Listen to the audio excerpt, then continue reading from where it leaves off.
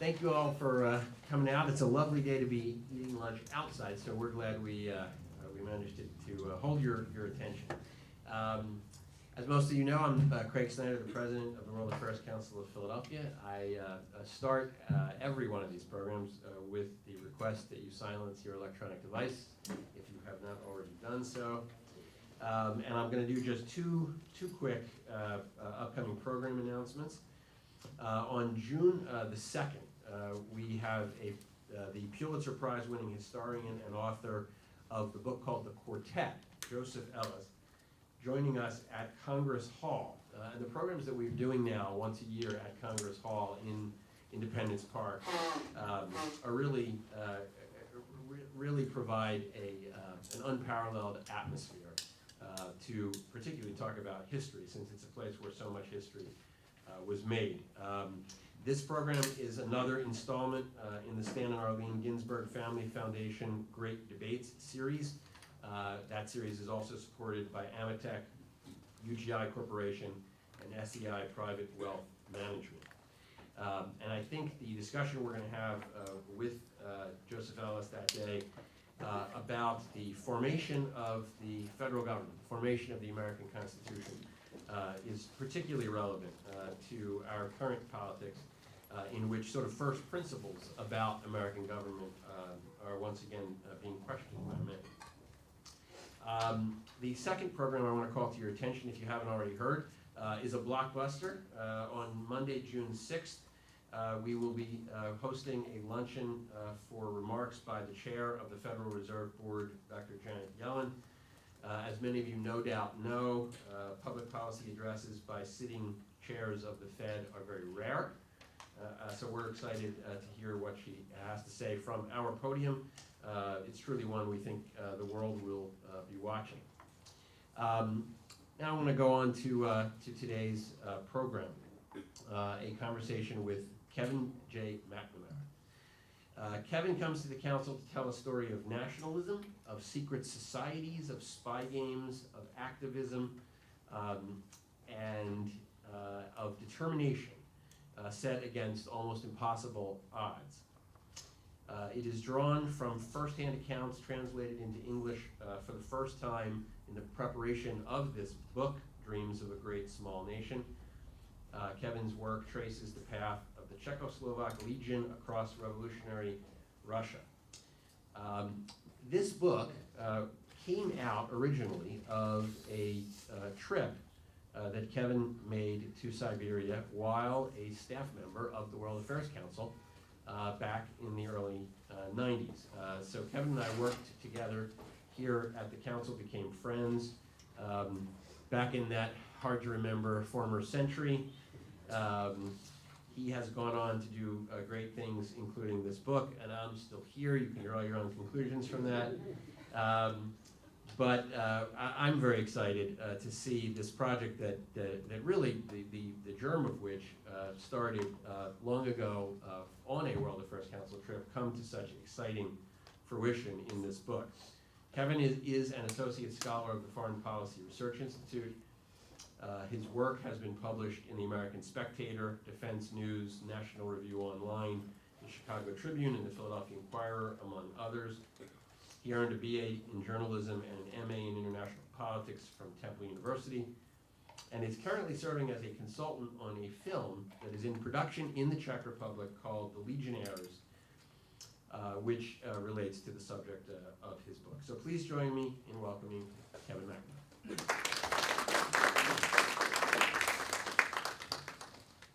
Thank you, Craig, for that introduction, and thank you all for coming out today. I'm surprised you're all here. It's such a beautiful day. So yeah, I went to work at the World Affairs Council, and then I was sent to Siberia. So I didn't try to read too much into that, but so yeah, '93, I took a trip across the Russian Far East on the train, and I'll be happy to answer questions about the trip if anybody wants to ask about that and how the book came to be over 20-some years of work. Perhaps because I have some self-esteem issues, I normally open with some self-deprecating remark or two. But then I heard the story about Thomas Mann, the great German novelist, and I thought better of it. Thomas Mann was a great German writer in the 20s and 30s. He won the 1929 Nobel Prize for Literature. So he was a big deal back in the day. And one day, another writer approached him, an American. And this writer humbled himself in front of Mann, saying, "I don't even consider myself a writer in your presence." And he went on and on like that. And Mann listened politely, nodded, and the American walked away. And Mann turned to his colleague and said, "You know, he has no right to make himself so small. He's not that big." So I will make those self-deprecating comments today. I'm not that big. Instead, I'll turn to the subject of my book, Dreams of a Great Small Nation. I won't read the subtitle. It's very long. But it occurred to me while writing the book, working on this book, that we live, I think, in a somewhat cynical age, an age that doesn't appreciate certain kinds of heroism, especially around war and politics. But instead, people approach things, I think, with a fair amount of cynicism, which is sometimes mistaken for sophistication, when really it's just kind of a certain kind of negativity. And I think we really ought to find a middle ground in between hero worship and a simpler kind of admiration for some people. I think looking at going through life with a healthy sense of skepticism is a good thing. But cynicism, if you look at the world through a dark, cynical glass, you would deny yourself certain kinds of stories, certain kinds of information, certain perspectives, and you would deny our literature, the kinds of heroes that you can find at the core of my book, Dreams of a Great Small Nation. Can everybody hear me without this? Can you hear me in the back? Yes. Oh, okay, all right. Find it distracting. So, to skeptics of war, and I hope there's a few in the room, maybe more than a few, and to skeptics of ambition or bravery, I hope there are many fewer skeptics of those virtues, I would ask that you pretend that the story in my book is a fairy tale, like Lord of the Rings, Game of Thrones. If you read the book, first close your eyes, and then let the story take you to a time and a place that you've never been before. That's what history should always do. Take you to a time and a place that you haven't been, can't imagine, and so you want to learn about it. Much like a fairy tale, the story in this book veers wildly back and forth between the unlikely, on the one hand, and the improbable. Most people, when you tell them some of the major points of the story, they think, no, that really couldn't happen. 50,000 men could not actually seize all 5 million square miles of Siberia. Siberia being large enough to go from New York to Honolulu. But it happened in 1918. And it is a cautionary tale. Nobody on planet Earth thought these things could happen. No one planned them. In fact, no one could have imagined them happening. So it's a cautionary tale. And immodestly, very immodestly, I would say that military and political leaders at the national level should read this book only because it ought to give them pause the next time they feel an urge to unleash the dogs of war. Many years ago, when I started this project, I asked myself, how could all this have actually taken place? Well, I found out, and you can find out too if you read the book. But near the end of the project, sometime last year when I was finishing up the manuscript, I began to ask myself, well, how is it that we forgot this story, that we've all just forgotten about it? It was on the front pages of the New York Times back in 1918. So one reason is that, of course, there's no one here from that time. But it's a terrific story. So what's it all about? As most of you will know, and some of you are learning, I think, in class right now, so the First World War, simply put, is Germany and Austria-Hungary in the center of Europe, the Central Powers, fighting on the Western Front, Great Britain and France, which people tend to know something about. But on the other front, the Eastern Front, fighting Russia and Serbia. So at the time, Russia and Serbia are allies of England and France. You don't find that anymore, but that was the case. Russia was under the Tsar. So there's an Eastern Front and a Western Front. And up until 1918, mid-1918, there were really no significant U.S. troops fighting in Europe. We joined the war officially in April 1917. There's not really any significant levels of troops in the trenches until June, July of 1918, and it's not a coincidence that the war ends like in 3 months. But up until that point, we're not really in the game. So that's a big canvas. But my book is a narrow focus on an average collection of middle-class men plucked from the Austro-Hungarian kingdom in the middle of Europe in its Habsburg dynasty in 1914. They were then thrown into the endless violence on the Eastern Front, which people tend not to know a lot about. Winston Churchill, the unknown war. Lost battles, or a few of them defected to the Russians, but many of them were captured by the Russians. The Russians captured 2.3 million soldiers, enemy soldiers, Germans and Austro-Hungarians. About between 200 and 250,000 of them were Czechs and Slovaks. And just as a brief explanation, Czechs and Slovaks were among about 10 peoples, different kinds of peoples, who were subjects of the Austro-Hungarian Empire. So there were Austrians and Hungarians, obviously, Czechs, Slovaks, Slovenes, Serbians, Northern Italians, some Ukrainians, Romanians. There's a real ethnic stew, Austria-Hungary was. So there's about 200 to 250,000 Czechs and Slovaks, Austro-Hungarian troops, in about 300 or so Russian POW camps all over Russia, all the way out to the Pacific Ocean. So Russia itself collapses in 1917. And an aging fugitive philosophy professor from Prague, his name was Tomáš Masaryk. He was already, at this point, 68 years old in 1917. And back in that day, that was old. He is traveling the world. He's now a fugitive. He's left Austria-Hungary. He's a fugitive. There's actually a death sentence hanging over his head. But he's traveling the world with a suitcase, basically trying to convince the French, the British, anybody who would talk to him, that his people actually existed. No one had heard of a Czech or a Slovak. His people existed, and they wanted their own country. He had more success than you would think.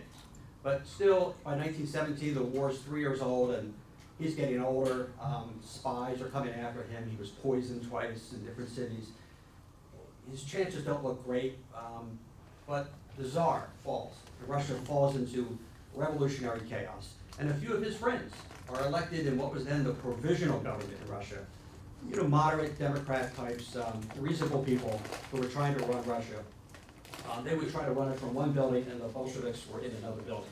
And for about a year, they just fought with each other until the Bolsheviks ended that experiment. But Masaryk goes to Russia, and he convinces the Russians to let his people, his men, as he called them, out of the camps and to form an army. And he meets a high French minister over there and says, would the French like, he promised them, I think, 100,000 troops. Would the French like 100,000 troops? Well, we'll fight for you now. And of course the French go, of course, yeah, sure. They were bleeding troops badly in the Western Front. And at this point, even though it's 1917, that war could have been lost easily.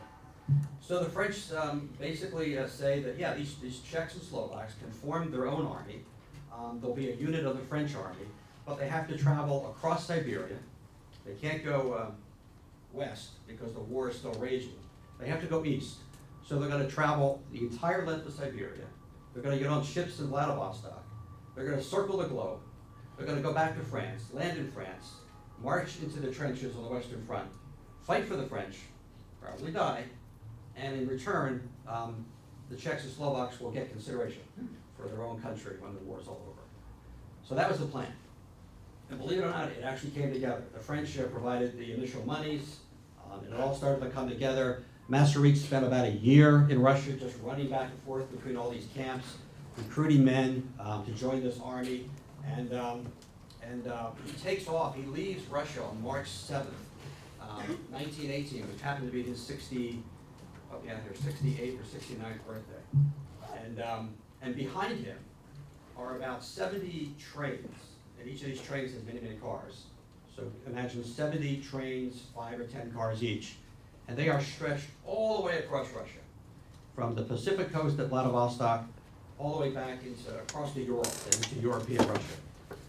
And he hopes that they'll just come in behind him, get on the ships, and execute the plan. He goes to America. He comes here, actually. The troops are increasingly, and I can't go into all the details that were here, but they are increasingly under pressure by Bolshevik agitators to not leave the country, to instead join the Red Army and join the great, glorious communist revolution, and don't go to the Western Front. Just join us. And the pressure and the agitation and the threats were extreme. And every time a train stopped in a city, the Bolsheviks, it's an old name for communist, they would stop the train, they would threaten to take away the engine, they would deny them wood or water, and it got increasingly tense. And then one day, on May 14th, 1918, there's a bunch of Czech and Slovaks going this way, going east in their trains, and up pulls opposite them at the Chelyabinsk train station, a train full of Hungarian troops. Now the Hungarians are still loyal to the Habsburg dynasty, to Austria-Hungary, and they're going the other way, obviously. They're being released from Russia, and they're going home to fight the war again, to go back into the lines. So the Hungarians and the Czechs eye each other kind of suspiciously. And then the Hungarian train was about to leave. Somebody throws a chunk of iron out the window, killing a Czech on the platform. The other Czechs and Slovaks rush the train, and pandemonium breaks out, and one of the Hungarians, apparently the guy who threw the piece of metal, is killed. He's lynched. I'm not sure if he was stoned to death or shot, but he was killed right there. The local communist authorities in Chelyabinsk asked everybody to come into town and to investigate this crime, if that's what it was. And the Hungarians confessed that yes, one of their own did this, and they are allowed to leave. And so they get on the train and leave. All the Czechs and Slovaks who came into town were arrested. Well, the train station it's 3 miles from the city. And so a day or two passes, and the Czechs wonder what happened to our guys, so they send another 5 guys into town, and they're arrested. And so at that point, with all the agitation and the tension and the fears that they would never get out of this country, they, about 3,000 of the men, but not all of them armed, because they didn't have enough weapons, they all marched into town. They freed their comrades. They seized the entire town's arsenal. But now a few of them were killed, but they killed not one person. And then when it was over, they approached the local leader, the commissar for Chelyabinsk, and said, look, we're not here to take over your town. We're not here to take over Russia. We're leaving. They returned a lot of the weapons, and they marched out of town singing. At that point, the entire episode could have been over. But when word got to Moscow, and to Leon Trotsky, who was one of the top leaders of the communist regime that was really still just trying to secure its power in Russia.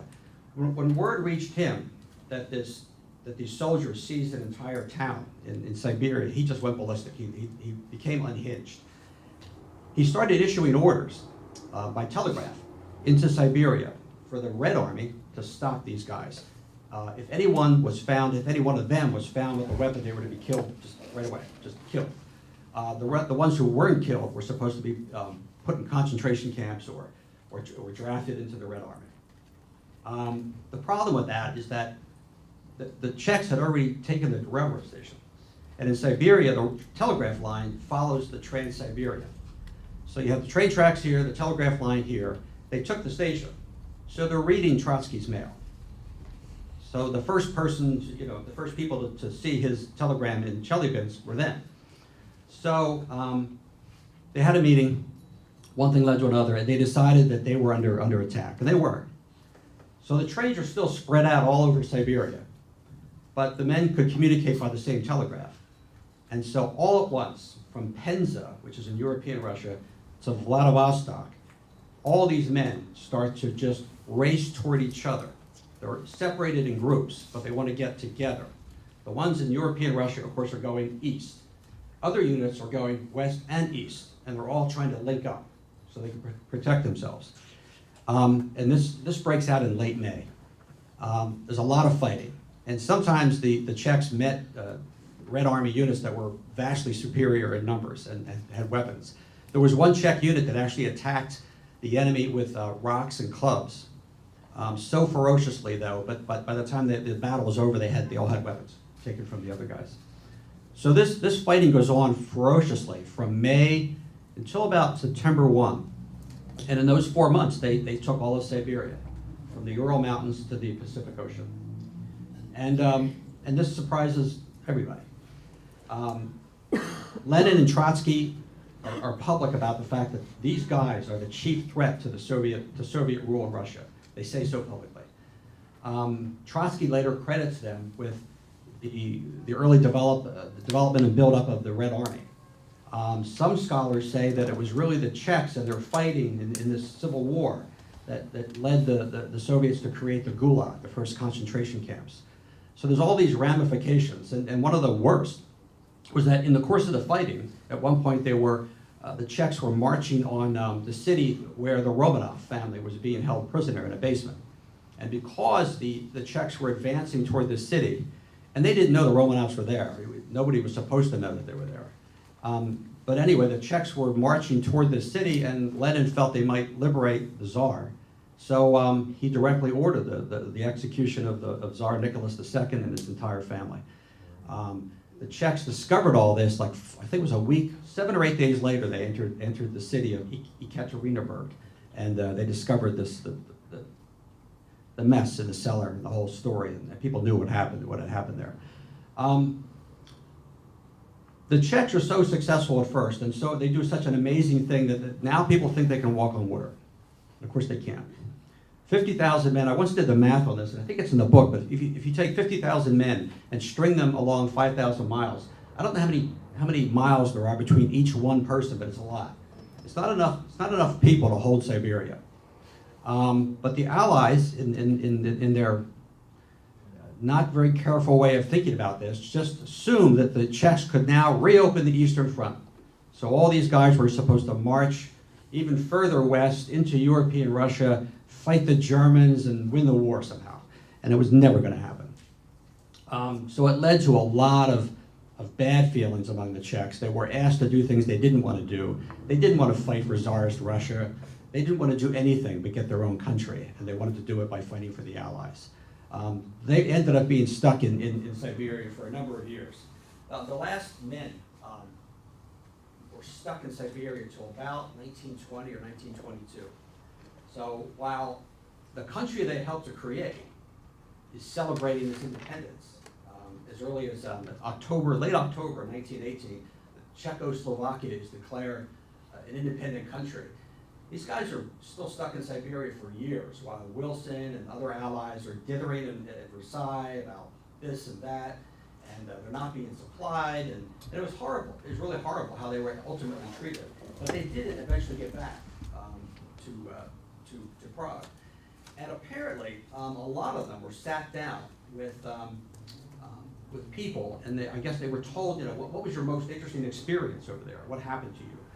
And so 460 stories were assembled in these 5 volumes that were published in Prague in the 1920s. And I came across these volumes and I purchased them on eBay, of all places, from a guy, I think in Sweden or Switzerland. I bought the books from him. I hired a Czech-American student in this country to translate all of the titles, 460 titles, so I could figure out what was in the stories. And then I figured out that 107 of the stories were relevant to this story, to the book I thought I could write. And then I had to hire another translator, a real translator, to translate tens of thousands of words for this book. So I went out in the world and I started looking at translators and trying to find out what they do, what they charge, who are they, who are the best. And so one guy contacts me from Denver, and he had worked for the White House, State Department, the Prague government. His resume was sterling. He'd actually gone to Penn, I think. His name was Ivo. And Ivo offered a discounted rate. And I thought, well, that's nice, because this turned out to be a $46,000 project, and I had to get that money. He said instead of 12 or 13 cents a word, he would charge me 11.5 cents a word. I said, that's great. I said, why? He says, my uncle was one of those guys. And he said, and Ivo said that he grew up in communist Czechoslovakia. And one day, I guess they had show and tell even under communism. So he comes in to talk about this his uncle, show and tell. And he starts with a story about his uncle who fought the Red Army in Siberia. And his teacher grabs him and pulls him into the hallway and says, you will never, ever talk about this story. Because, of course, by now, the Soviets, the Russians run Czechoslovakia. They control all of Eastern Europe. So as revenge, he gave me a discounted price and did the work for me. But most importantly, what the Legion meant was that while Masaryk came to this country, to America, to get Wilson's support, and while he's trying to lobby Wilson and get a meeting with Wilson, or anybody, he might never have gotten the meeting, except that Americans are waking up and reading about these guys taking over Russia or something. And they're just, people are amazed at the story. So Masaryk gets to meet Wilson. And he, over a few weeks' time, he actually convinces Wilson that Austria-Hungary should go. See, the problem was that the Allies couldn't make peace with a country if it didn't exist. So the idea of destroying Austria-Hungary was incredibly complex and problematic, because if you destroy it, you can't talk to it. And removing the Czechs and the Slovaks from the heart of Austria-Hungary, where all the industry was, would have destroyed Austria-Hungary. So there was hesitation about that. But then at some point, Masaryk convinced Wilson, other people talked to Wilson, and he goes, yeah, we'll support independence for the Yugoslavs, for the Czechs, for the Slovenes, for all these other people. We'll support independence for all of them. And then at some point, the Vienna wires Wilson saying, we want to talk about this. We want to negotiate. Suddenly, we're interested in negotiating. And the response of Wilson's was just devastating. It's in the book. Basically, he said in very polite words, I think his Secretary of State Lansing said in very polite words, well, I can't discuss that with you. But if you want to call the Czechs and Slovaks, they'll talk to you about their plans for the future. And so this army won for Masaryk independence for the Czechs and Slovaks, even though many of the men didn't get back to Prague until the early 1920s. It was like his troops at Valley Forge. It was a great amount of leverage and notoriety, because nobody really knew who these Czechs and Slovaks were. It sounds hard to imagine today that an entire people could just go missing somehow. Maybe it still does happen, but nobody knew who these people were. Nobody understood what a Czech was, what a Slovak was. They thought a Bohemian and a Czech were two separate people. They didn't know who the Moravians were. It was very confusing to them. But so the publicity around the Legion really helped Masaryk make the world aware of his people. So the Austria-Hungary, which had ruled the heart of Europe for hundreds of years, collapses. The new nation of Czechoslovakia was founded, and it had a happy ending. There was even links to Philadelphia and Pittsburgh in this story, important ones really, and one of them very odd. First of all, Masaryk is sitting down to dinner up the street here at the Bellevue when he's handed a telegram that informs him he will be the first president of Czechoslovakia. The revolutionary government that took control in Prague created like a parliament, and the parliament got to pick the president. There was a prime minister, but Masaryk was going to be president. So he gets a telegram saying, yep, you're going to be president, and he was sitting about 2 blocks from here. The other part of the story, where it involves Pittsburgh and also Cleveland, was that Masaryk is going around the world telling everybody that the Czechs and Slovaks are one people. In reality, not so much. In the same way that Yugoslavia was composed of different ethnic groups, Slovenes, Serbs, Croats, the Czechs and the Slovaks are distinct people. They have a language that is somewhat similar, but they are distinct people. The Slovaks were under the Hungarian rule over here, which was very harsh on them, within Austria-Hungary. And the Czechs were under Austrian rule. So there was kind of a line between them. They didn't intermix that much. So, but Masaryk thinks there will be no Czechoslovakia. There will be no country worthy of its name without enough people. So he believes that without the Slovaks, the Czechs don't have a prayer. And so he tells everyone he meets that they're really the same people, which is not all that true. But more important, he can't get into Slovakia. He can't get into Hungary to talk to the Slovaks. He's a fugitive. So he actually goes to American Slovaks. This is remarkable. He goes to American Slovaks in cities like Cleveland and Pittsburgh, and he asks to meet the leaders of the Slovak communities in these countries, these cities, and he negotiates an agreement with them that the Slovaks and the Czechs will form a new country in Europe. And they agree. Now they ask for autonomy, they ask for things, that they didn't get. They asked for the Slovak language to be treated equally in the new country. It wasn't. The promises they were made were not honored. And that is, Masaryk's fault as well as anyone else's. But it was the American Slovaks who negotiated this, which is rather strange. And many Slovaks back in Hungary did not hear about this Pittsburgh. It was called the Pittsburgh Agreement. They didn't hear about it until like 1919 or 1920. At first, they were reasonably happy to be liberated from Hungarian rule. So they weren't unhappy. And they also thought they would get the autonomous status that they negotiated. So initially, they were happy. But they kept waving the Pittsburgh Agreement in Masaryk's face for many, many years, and it was ignored.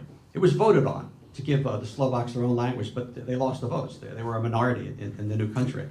So of course this just festered and pestered Masaryk's government and successive governments until 1993, when with the communists out of power, with the Red Army gone, Soviet Union had collapsed, the Czechs and the Slovaks got an amicable divorce.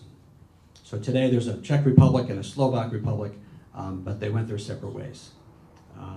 And that is pretty much the whole book.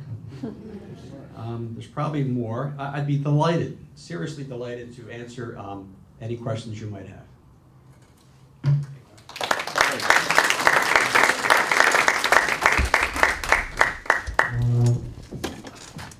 So let me just start off with a couple of questions, things that really I find fascinating in the story. There's a place in the book where you write.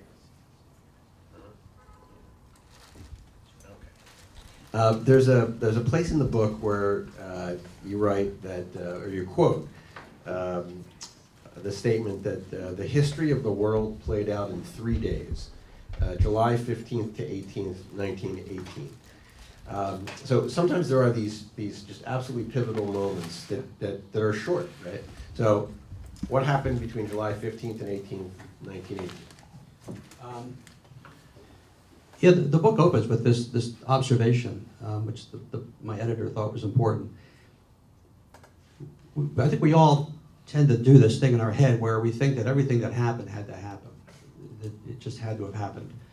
And World War I, the conclusion of it, and who won and who lost, could very well have gone the other way. As late as early to mid-1918. The German army was undoubtedly the best army in the world. And what that meant in real terms was that man for man, they killed more people than any other army. And the English and the French were running out of troops. I mean, literally, they were running out of able-bodied men of a certain age. Great Britain at some point reduced the draft age, I think, to 15. They would look at old men and draft them too. I mean, it was getting really bad. And so the critical fact is that Russia is holding down a number of Austro-Hungarian and German armies in the east. Well, when Russia gets out of the war, oh my God, 40 or 50 German divisions now are swung from the east to the west. Now, the British and the French were already holding on by their fingernails, and now 40 more divisions.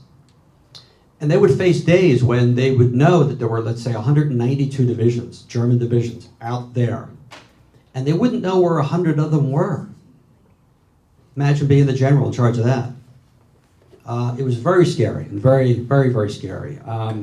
So that the German offensive started in March, I think 5 of them. And at least twice, Paris was evacuated. The Allies were hanging on by their fingernails. And that quote is the quote of a German leader. They were convinced they were going to win. Through March, April, May, they were going to win. There's no doubt. And then one of their offensives failed, I think, at this point. And they knew they were also having some problems too. It wasn't a cakewalk for them. They were losing men, morale was bad. When the troops would advance, they wouldn't be fed. The supply lines were inadequate. So it was bad for them. And one of the Germans thought that he saw it. He saw it when it turned.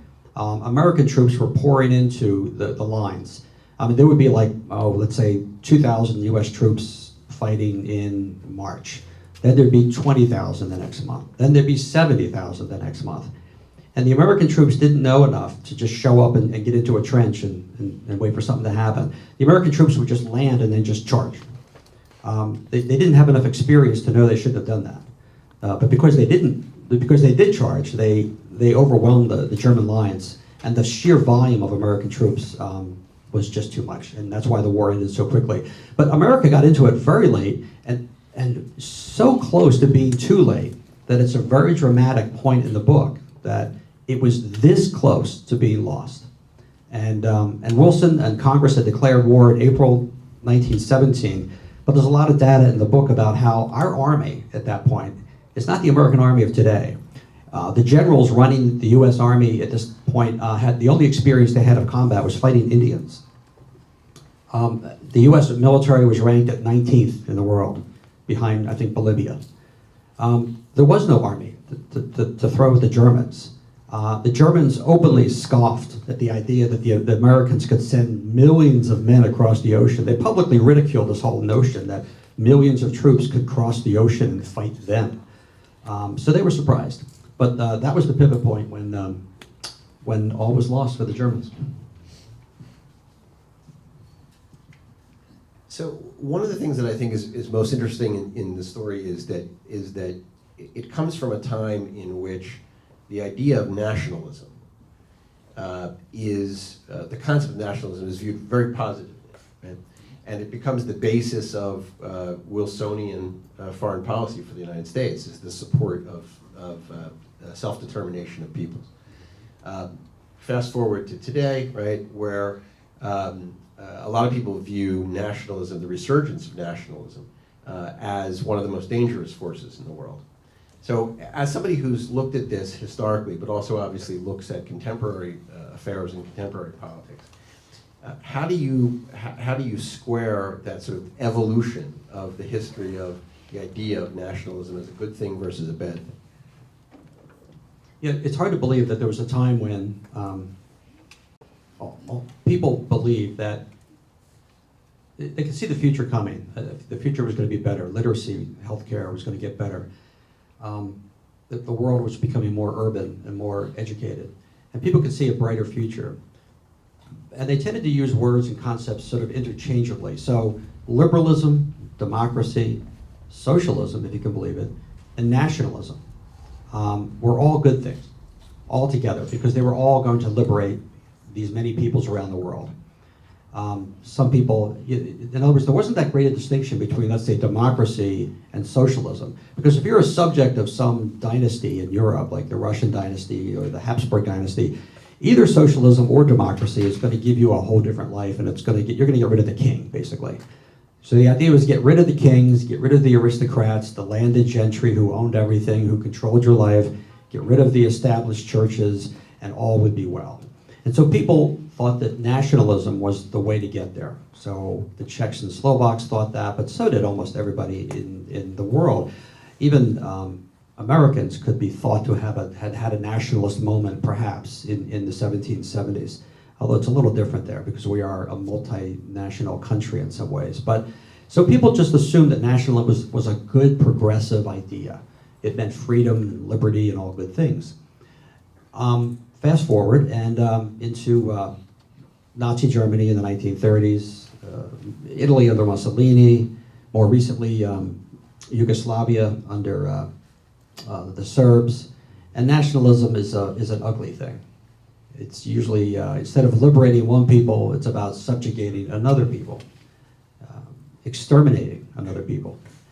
So nationalism has taken it on the chin to the extent that it is a nativist, ugly, anti-something. Then, of course, nationalism is not a positive force for good. But these people didn't know that. They didn't know what was going to happen. And Czechoslovakia was the only democracy east of the Elbe, I think, for many, many years. It was the only country to come out of World War I as a real democracy until Hitler absorbed it in 1937 or 8. There was a lot of ugly nationalism actually in Central Europe around Czechoslovakia. And to this day, you'll find Slovaks and Hungarians who won't talk to each other. And and Romanians inside Hungary, and Hungarians inside Romania, and this stuff is real, and it goes on throughout Eastern Europe. But these people felt that nationalism was going to liberate them, and in fact it did. And I think overall the Czechs and the Slovaks haven't treated each other perfectly over the years, but they've treated other people fairly well. Except, of course, I should point out that when Czechoslovakia was founded, it included 3 million Germans. And I believe, I don't think Masaryk would acknowledge this much, but I believe that the reason he really needed the Slovaks in his little country was to provide some weight against the 3 million Germans. I forget the exact numbers, they're in the book, but I think there might have been 6 or 7 million Czechs, 3 million Germans. Well, so do the math on that. It doesn't look pretty. Especially, you have to understand that the Czechs and the Germans hated each other. But somehow he thought that Czechoslovakia needed a certain kind of territory, and that territory included 3 million Germans. So I believe there were 1.9 million Slovaks. So they add 2 million to the other side. And he begins to spell Czechoslovakia as one word. Initially, it was spelled as a hyphenated word, and I've restored that in my book. But he and the government started talking about a Czechoslovak language and a Czechoslovak people. And the Slovaks would look at him like, are you kidding? I mean, it's a little bit like saying that somebody is Hungarian French, and the French word is appended to the Hungarian word with a small f. It's odd. I should point out that after Munich, and after Hitler absorbed and conquered Czechoslovakia, when the war was over, the post-war Czechoslovak government forcibly expelled all 3 million Germans. You could say it was revenge for Munich, revenge for Hitler. Some people write about it. It was very sad. On a personal level, it was immensely sad and unfortunate. People were removed from their homes at gunpoint and told to go. So that happened right after World War II. So that's maybe an example of nationalism too, I guess it is. But the Czechs felt threatened by the Germans amongst them. And you can make the case that they had a right to feel threatened, but anyway. So even in Czechoslovakia, nationalism has had an ugly turn. Questions? Please. Was there any contact with the American soldiers that were sent there, the expeditionary force that was sent into Vladivostok and Archangel? Yeah, sorry. Yes, there was. The Allied intervention. Repeat the question. Oh, sorry. Oh, what was there? The question is, was there any contact between the American troops sent into eastern Siberia and the Czechs and Slovaks? And indeed, there was. The Americans had a very limited role.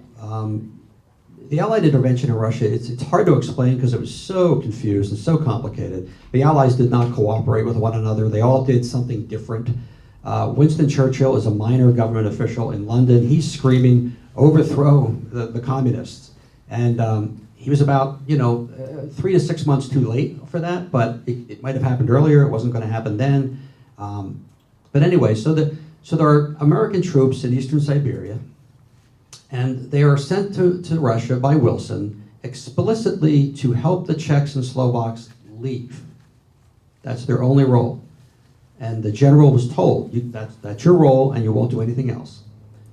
Unfortunately, by the time General Graves arrives, puts his feet on the docks at Vladivostok, I think it was actually September 1st, 1918, it so happened, and this was fascinating to discover this in my research, that the Czechs and the Slovaks, how I told you they were spread out over many miles and separated. On September 1st, 1918, somewhere east of Lake Baikal, they finally linked up every separate unit. In other words, the last gap in their lines was connected. So by the time Graves gets there to evacuate the Czechs and Slovaks, they're controlling all of Siberia. They don't need anybody's help. And then the British and the French are trying to persuade these legionnaires to turn around, go back and fight the Germans 5,000 miles that way. It's ridiculous, but they actually start to do it.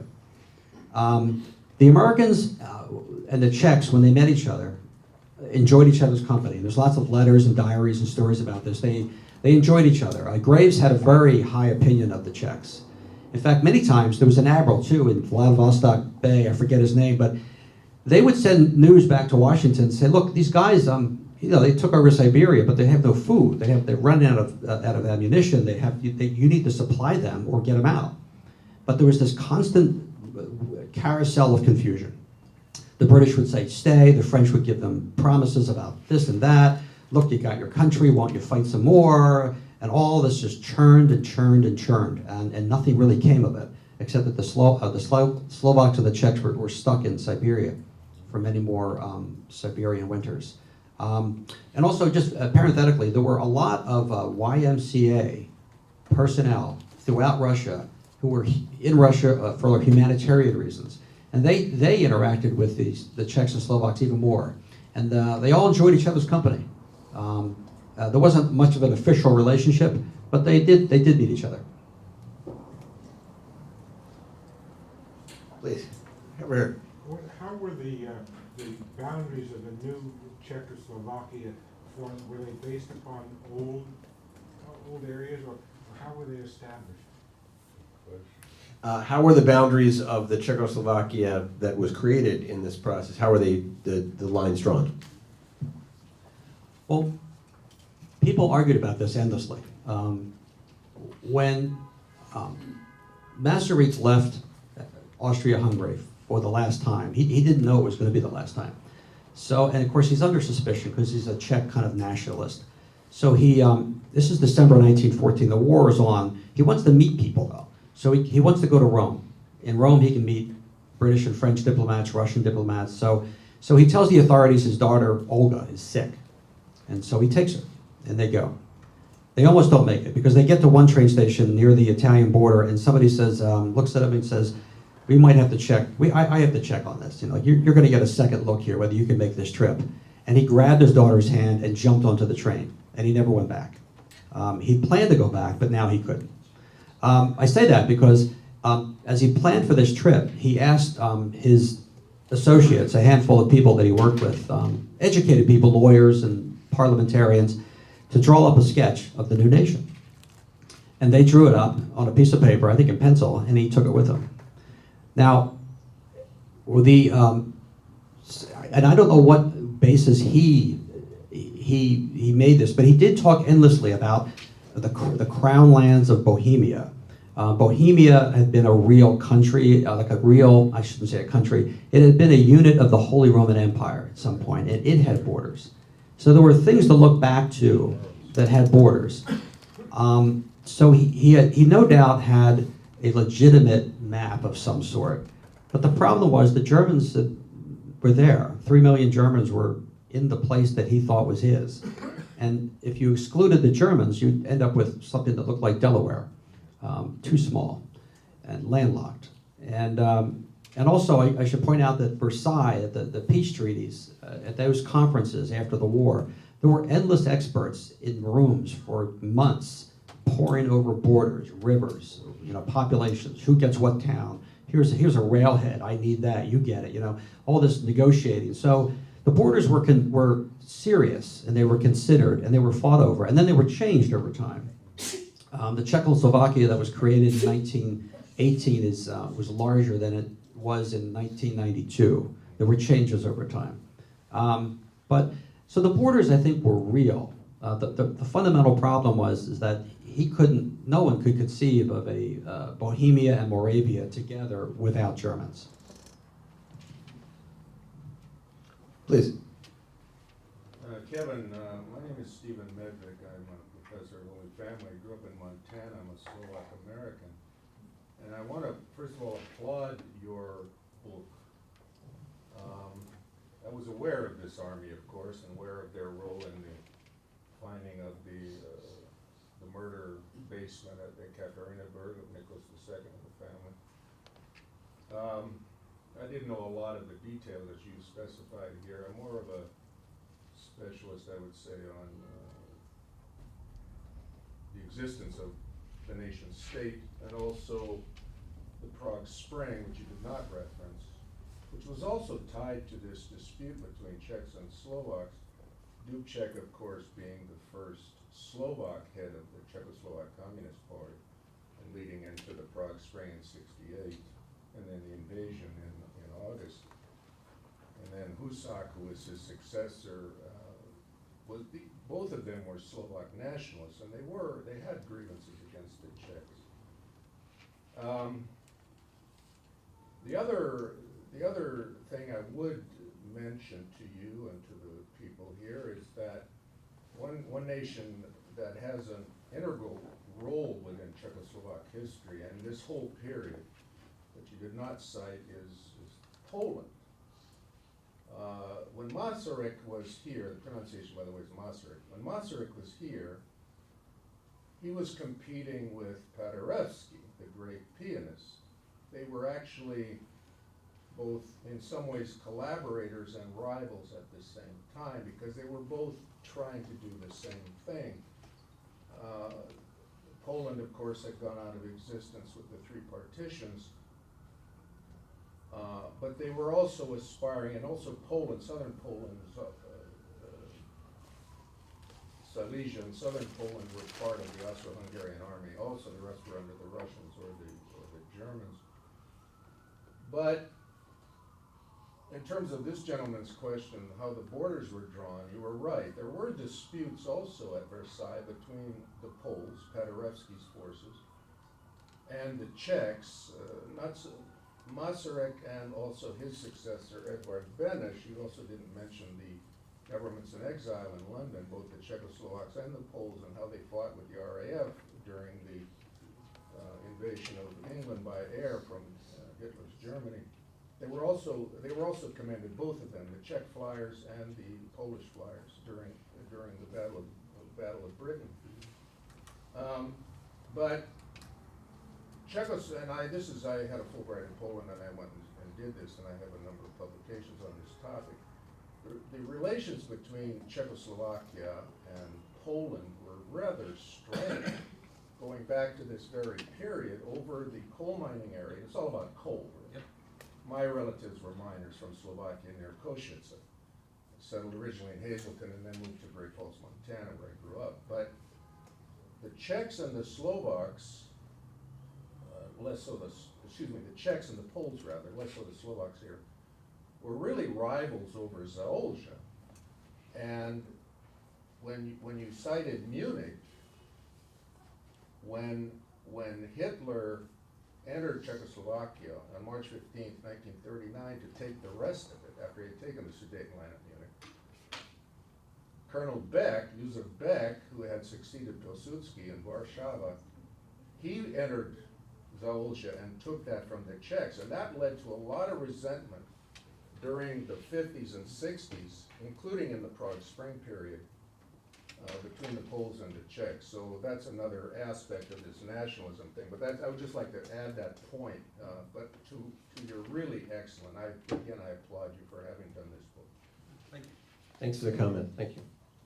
Please, one of our students. Why didn't the people from the Czechs' home country try to help them get out of Siberia?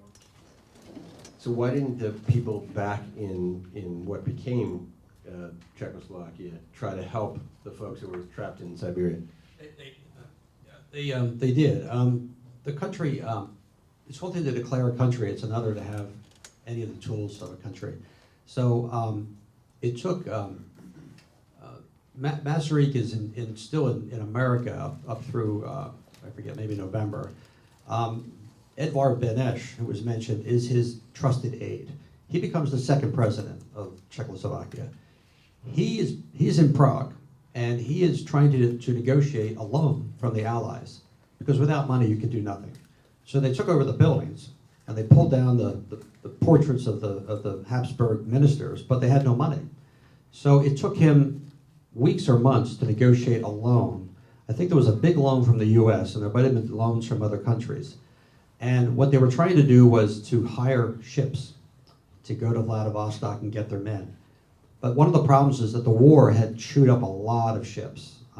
The oceans of the Atlantic Ocean especially is littered with ships and submarines that were sunk in World War I. I mean, a lot of them, hundreds.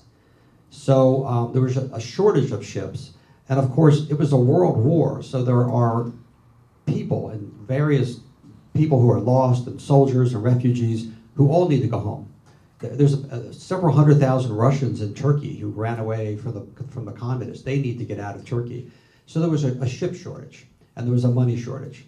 But Benesh worked on this night and day, and eventually ships were found. I think a lot of ships that were German were seized, basically, just taken. As a point of local interest, the Mashalu down here at the waterfront was one such ship. It was German. It was in German possession anyway, and it was taken by the U.S. And I don't know its history, but it's now a restaurant down on the waterfront. But the Czechs and Slovaks really did try to help, but it was really up to the Allies. Ultimately, what happened was the English and the Americans cut a deal. I think the Americans paid 75%, the British paid 25% for the ships to take these men. But Wilson was a difficult guy. The relationships were difficult and complicated. I think there was still a lot of heartlessness in many people because they just didn't know a lot about what was really going on in Siberia. This is 100 years ago, so people don't have great information. But there was a lot of heartlessness. At one point, when the Czechs were still trying to reach Vladivostok, now these are men trailing in the rear. They're frostbitten and bloodied, and they're crossing Siberia with no one's help. And some State Department official in this country basically said, well, there's a ship here, but if you don't get here in like a few days, it's leaving. With that kind of thing. So it's kind of cold. But anyway, the Czechs and the Slovaks back home did try to help their comrades in Russia. They knew when they were there, but there just wasn't the means. Time for one more. Sir. Yeah, the White Army, they're still trying in Russia during that time period to regain it for the Tsar. Were there any gestures by the White Army leaders to try to recruit the Czechs? I think that one could be heard. It's a complicated part of history, but the White Army consisted of a bunch of, mostly people think of it as Russian military officers who wanted to restore the Tsar. In fact, very few of them wanted the Tsar back. He had performed so badly during the war that they all blamed him, frankly, for all the evils that befell the country. They didn't want the communists in power. They did want something like the old regime in power, but not the Tsar. He was really hated. And frankly, at the very end of that regime, the Tsarina and the Tsar and their children were all alone because the ruling class in St. Petersburg had enough of them. They were disavowed really by everyone. Their performance was so bad, they were turned inward unto themselves. They were inept and uncaring and clueless, and no one wanted him back or any of his ministers. And then the problem was that what was left of this white movement was a lot of officers who had great uniforms and really wanted to get back in power, but didn't actually want to go out into the cold and the ice and fight for it.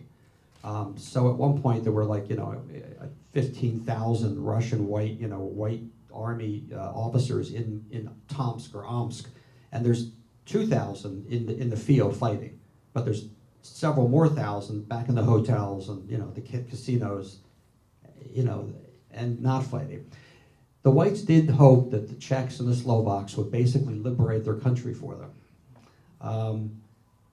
But nobody stopped to ask the Czechs and Slovaks, is that what you want? Is that why you've come this far? Is that why you're fighting and dying to help the Russians? Of course not. It's kind of a myth. And then after the war, the Soviets propagated this myth that all these people wanted to restore the Tsar, and they were all fighting the communists, and they all wanted the same thing. That couldn't be further from the truth. The Czechs and the Slovaks wanted a country, and the minute they heard the news from Europe that they got their country, they wanted to go home. But the Allies kept saying, well, we don't have ships, and couldn't you please fight some more for us, and what about this, what about that? And their morale really plummeted. There were several suicides, actually, of officers. The Czech and Slovak officers would order their men into combat. The men would refuse, and at least 2 officers killed themselves out of dishonor. So the Allied intervention is just such a mess, a welter of confusion. It was hard to write about. It was the hardest part of the book to write because it was hard to make sense of it. Except that I will say that President Wilson's policies alone, by themselves, in a box somewhere, were incoherent. He was a stubborn man. He was smart, but he was stubborn, and he listened to almost no one. So when he committed himself to a course of action that really made no sense at all, even the American troops didn't know what to do when they got to Russia. They didn't do much. They were under strict orders to do something that was already done. But they weren't withdrawn. It was very confusing. But indeed, the white forces, so-called, might have hoped that the Czechs and Slovaks would overthrow the communists. I think the window on that opened in June 1918, and it closed in August 1918. The window of that may be happening, and after that, it wasn't going to happen. Thank you very much, Kevin. Thank you all for being here. We're adjourned.